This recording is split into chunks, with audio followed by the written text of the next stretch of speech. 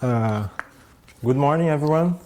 My name is Vitor, and I am a master's student in educational studies here at Concordia.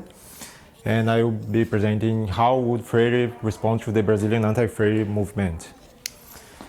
So, for those who don't know who Freire is, Paulo Freire is a Brazilian educator and philosopher.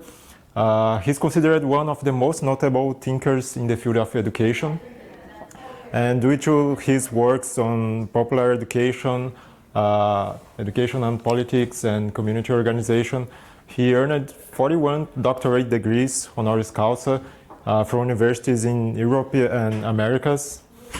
And lots of institutes and organizations named after him were founded in many different countries, including Austria, Brazil, Canada, Finland, Germany, Ireland, Portugal, Spain, UK and USA.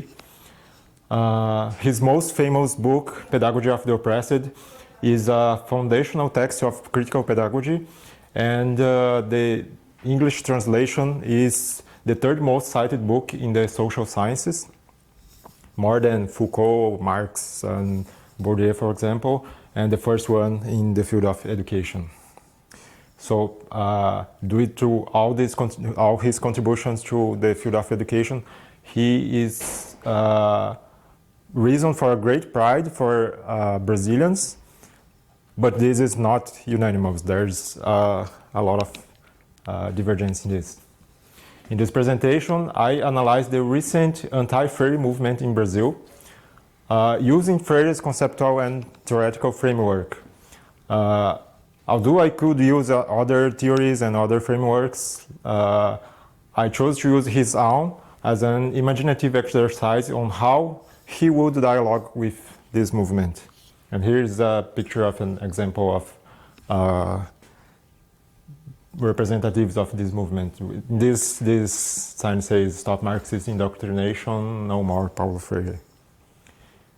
And before introducing my study, I want to give some context. So, I am Brazilian, and my interest in educational studies is profoundly influenced by Freire. I have worked with popular education in the past decade, and mainly based on his proposals. So I have no intention to hide that my values and my beliefs are pretty much aligned with his. To give a context of how this movement emerged, in 2012, Freire was not much well known by general population in Brazil.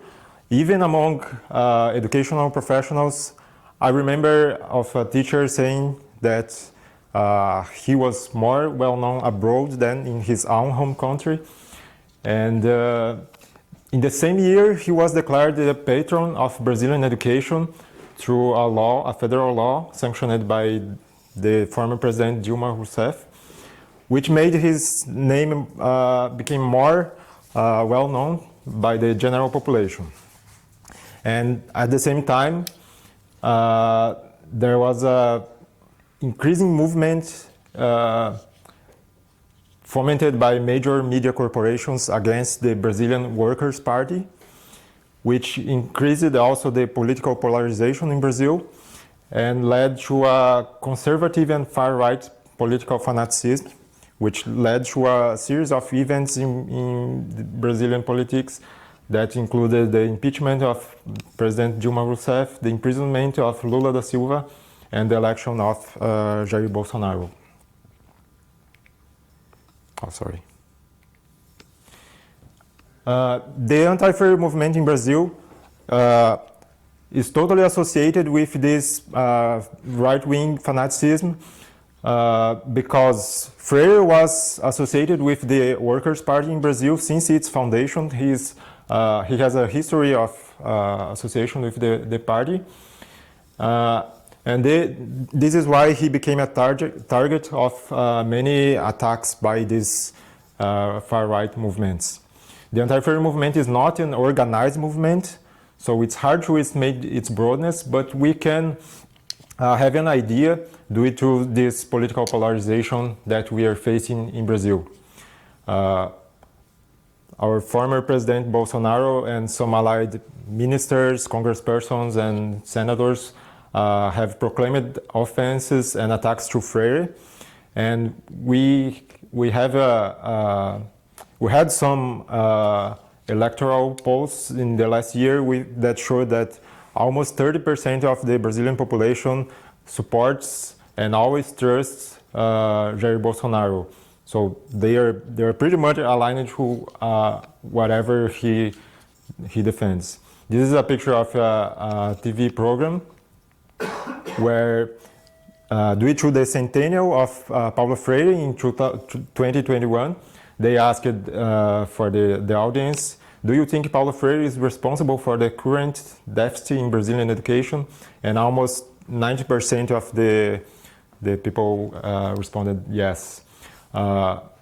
This TV channel, this broadcaster, is actually well known in Brazil for being explicitly supporting Jair Bolsonaro. So we also know that the audience is very biased, and they never disclose how many people responded to this poll. So it's not really a very reliable source, but we can have idea that there is this sentiment among some people in Brazil. For those who don't know Freire's critical pedagogy, I really recommend reading this book, Pedagogy of the Oppressed. But very briefly, he proposed that education is part of the process of becoming a human being. So it's inherently a political process. The banking concept of education that he proposed is the way traditionally students are taught by teachers making deposits of information into students, and is a way that dehumanizes both teachers and the students and perpetuates this dichotomical condition of oppression in society. Instead, he proposed a dialogical and problem-posing concept of education that leads to conscientização, which is a Brazilian word for raising consciousness and critical thinking in education, and that ultimately would lead to overcoming of this condition of oppressor-oppressed. This is a quote from an article from him, the importance of the act of reading, where he proposed that reading words should always be connected to reading the world, and not be some just abstract things. So this is the method I followed to gather the arguments used by the movement against Freire. First, I searched for his name, Paulo Freire, in 3 Brazilian media portals that assume declared conservative right-wing positions, which is Jovem Pan, is the one that I showed the picture, Gazeta do Povo, and Cruzoé. Then I followed the hyperlinks from the articles and stories I found in these portals to find other related texts. I also searched for his name in fact-checking websites, boatos.org and Aos Fatos. And finally, I searched for his name also in the Twitter accounts of some people that I knew to have publicly declared to be anti-Freire. The former Minister of Education, Abraham Weintraub, the comedian Danilo Gentili, and the 3 sons of Jair Bolsonaro, Flávio, Carlos, and Eduardo. As my focus was more on qualitative data, I considered that the 24 references I found to be sufficient for this analysis, because most of the arguments were repeated among them. And as also my focus was on this popular movement, I just looked for popular and social media references and no scholar critiques. Then I used content analysis to categorize these arguments. And as I've seen that some of these arguments have no relation to his work at all. I put in this category of groundless. Some have some contradictory arguments, either by accusing him of being contradictory or by not really understanding his point. And some are just because of different values, political, moral, or philosophical values, which I put in the category of ideological disagreement. I don't know if I'll have time to pass through all of these arguments, but for each of the arguments, I looked throughout his works, and actually there are some quotes that really really sounds like he was responding to all these arguments. So, for example, there's a lot of these representatives of this movement that accuses him of Marxism indoctrination. It's obvious that he was influenced by Marx, and he never tried to hide this. But for some of these critics, this solely fact is is a discredit for his work, for all his work. And actually, he used Marx's method of analysis of reality for his works, but he didn't agree at all with everything Marx proposed, especially because of the sectarianism and authoritarianism of some Marx followers. And he wrote, for example, that some Marxists may disagree with me in part or in whole, but will continue reading to the end in the introduction of Pedagogy of the Oppressed. And in a further book, Pedagogy of Hope, he wrote that actually some Marxists criticized him for not being Marxist enough. And he also didn't identify as a Marxist and made also some critiques. I will not pass through all of their arguments, but if you want, I can share with you later of my analysis. In the contradiction category, there's also people who accuse him of indoctrination, of sectarianism, and of idealism, which are all the three are positions that he was explicitly against. Through his dialogical pedagogy, for example, he proposed that the oppressors are the ones who act upon people to indoctrinate them and to adjust them to a reality which must remain untouched. And about idealism, some people accuse him of being utopic and not considering the reality. And he wrote that some may think that to affirm dialogue is naively and subjectively idealistic.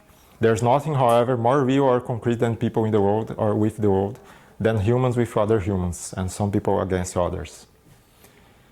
And for the groundless arguments, there are arguments that are not related to his work. There's accusation of plagiarism, which consider just partially what he proposed, but not the main points he raised in his pedagogy. There are some arguments that are based totally on fake news, and there are some people who attack him with no argument at all. For example, the former president Jair Bolsonaro tried to offend and attack him, just saying we don't need Freire because he's a moron, without any justification or any other detail. Or our former Minister of Education that made more than once comments about his physical appearance, saying that he was ugly, so we don't need him. So in the conclusion, what I've observed through this analysis is that because the anti-Freire movement is very associated with this political polarization, the intention to oppose Freire seems to precede the discussion about his work in the text found. Although I have put one category of ideological disagreement, all the arguments seem to have an ideological motivation to be against him. And actually the arguments used by this movement ends up confirming his theories. one concept that he proposed in his book is the fear of freedom, and is very explicit in these arguments that this fear of freedom is a motivation for most of this movement. For oppressors, his proposal of education for freedom is dangerous for challenging their position of power, and while the oppressed reproduce the dominant ideology, they are also part of this reactionary movement. And this ends up showing that not only his analysis, his reading of the world was very precise, but also that pedagogy and education that leads to freedom is very necessary. So, and these are the anti-Freire references I collected. And these are the Freire works I used. Thank you.